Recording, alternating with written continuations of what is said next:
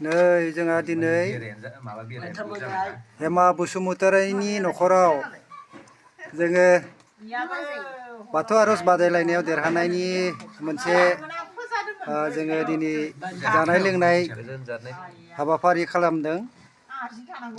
बेयाव थामथि बान्थाखौ मोननो हादों हेमा बसुमतारी, बाक्सा जिल्ला, गामि सान्तिपुर बेलामारि, बियाब धमधमा। दा गोबां नाजानायनि गेजेराव देरहासार जानायनि थाखाय जोंनि आर'ज हान्जानो दिनै मोनसे जाहोनाय लोंहोनाय हाबाफारि लादो। नै ओंखाम होगासिनो दङ। नैबे बिथाङा दिपेन गयारी, बिथाङा खाम दामो। बिथाङा जोबोद खस्थ'नि गेजेरजों खाम दामनानै जोंनि आर'ज बिथाङा हेमा बसुमतारीयाव देरहासार जाहोनायाव हेफाजाब होदों। लोगोसेनो नैबे बिथाङा सुमिन बर', बिथाङाबो BS चेनेलनि इउटुबार। बिथाङा लोगोसेनो फोरोंगिरि खामानि मावबाय दङ। बिथाङाबो दिनैनि बे जानाय लोंनाय हाबाफारियाव नुजाथिफैदो। लोगोसेनो बेफोर गासैबो जोंनि आर'ज हान्जानि सान्तिपुर बेलामारि गामिनि बिथांमोननोबो जथा दामग्रा, खाम दामग्रा, लोगोसेनो जाबख्रिं दामग्रा जोंनि आर'ज हान्जाफोर, माइनाव आर'ज हान्जा फैजोबाखै आरो फैबावगोन दसे उनाव। दा जोङो जानाय लोंनाय हाबाफारि जों खालामनो लादों। नै बिथाङा जोंहा किशर लाहारी, बिथाङा जोबोद सिफुं दामग्रा, सेरजा दामग्रा। लोगोसेनो बिथाङा खेराइ हान्जायाव बिथाङा जोबोद दामनाय देनायाव जोबोद गोरों, बिथां मुंदांखा। बिथाङा जोंनि नलबारि जिल्लानि हारिमु आयदायाव बिथाङा जोबोद देरहासार जानो हादों। आरो बिथाङाबो बे हेमा बसुमतारीनि बे आर'ज बादायलायनायाव एकदम नाजाथाबनानै देरहासार जाहोनायाव हेफाजाब होदों। बिथाङाबो नै जानाय लोंनायाव बेस्थ' जादों, नै दा जानो लाबाय बिथाङाबो। बिदिनो फारि फारि फैगासिनो दङ। गोजोन्थों।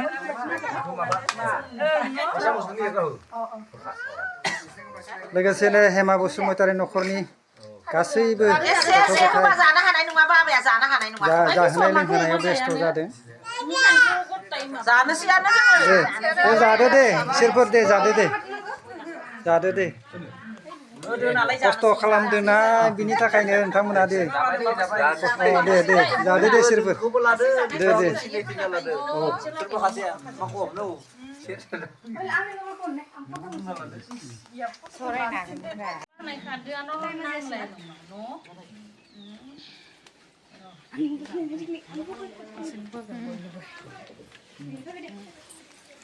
मा आइटेम दोङो? बे जाबाय बेंगन भाजा आरो लकेल दाउ। बे हेमा बसुमतारीनि आर'जआव देरहानायनि खाना जाबाय आरो जोङो। गोथाव ना? गोथाव जादों। जादो दे, बिराद खस्थ' जाबायना बाबानो बायो फैबाव। बोसोरसे जाबायना नोंथां। फैसा कसारि नै हेमा बसुमतारी बिहामजोनि आबैसाना फैसा कसारि। माम जादे खुलुम दे खुलुम।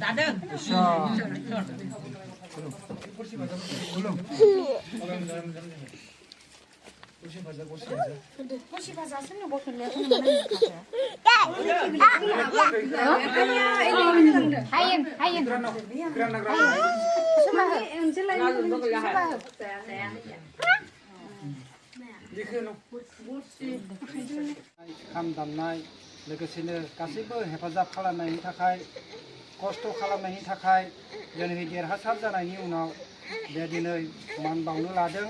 बे फिसानि मान बावनायखौ जोङो गोसो गोथारै आजावनानै लाबाय आरो आफा इसोर बोराइ बाथौनि सेराव जोङो बोर बिहरबाय। फिसाया जाहाथे आरोबाव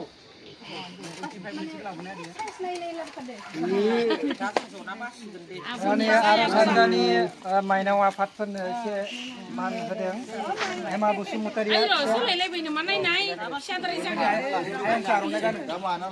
दा बासिना लाना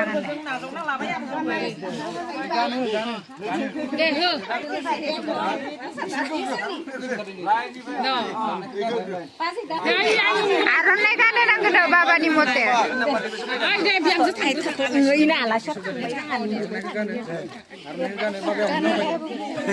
गानो नांगोन बाबायाव खनथि थागोन बिथाङा जोंहा सिफुं दामग्रा किशोर लाहारि बिथांनो फिसाया दिनै रांखावरिजों लोगोसे आर'नाइ मान बावदों बिथाङा जोबोद खस्थ'नि गेजेरजों आर'ज बादायलायनायाव हेफाजाब होनानै फिसानिखौ देरहासार खालामनो हाबाय दिनै बिनि थाखायनो फिसाया मान बावदों जाहाथे फिसाया आरोबाव मोजां देरहासार जानो हाथों इयुनाव बेखौनो जों हामलायनाय थाबाय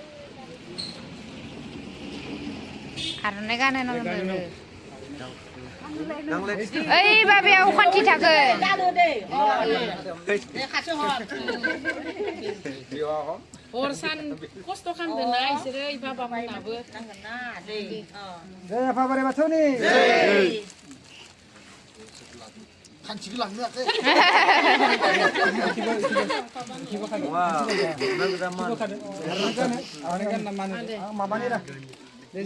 बिथाङा दिपेन गयारि बिथाङा खाम दामग्रा खाम दामगिरि रिंगु दामसा बिथांनोबो आर'नाइ गांसेजों मान बावनाय जाबाय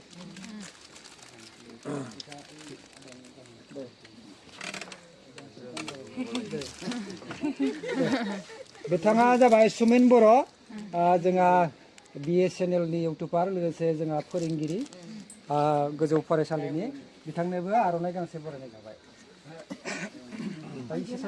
बाबा मोननो गिन्जि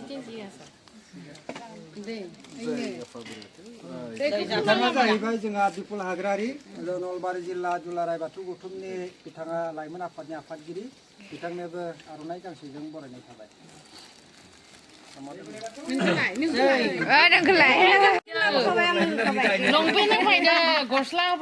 बिथाङा जाहैबाय बाक्सा जिल्लानि मुस्लिमा हेमा बसुमतारि आरो बिनिनो नै आबैसाना परिसा कसारि थामथि बान्था मोननो हादों आर'ज बादायलायनायाव दुलाराय बाथौ गौथुम लाइमोन आफादनि बानजायनायाव अनलाइन बादायलायनायाव दा बिनि थाखायनो दिनै खस्थ' जानाय जोंनि आर'ज हान्जाखौ खस्थ' खालामनायनि थाखाय दिनै मान बावबाय